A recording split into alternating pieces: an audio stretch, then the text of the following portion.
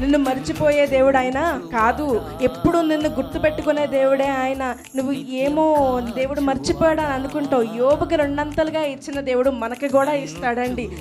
మనల్ని కూడా గుర్తుపెట్టుకునే దేవుడే.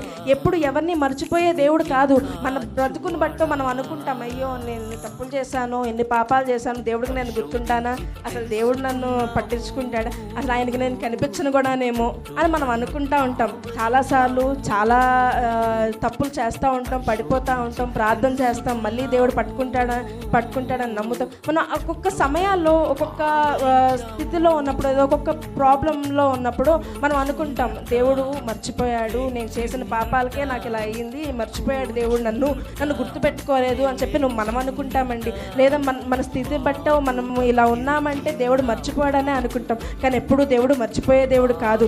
ఎప్పుడు మనల్ని గుర్తుపెట్టుకునే దేవుడే. ఆయన అరచేతిలో మనల్ని ఉంచిన దేవుడే.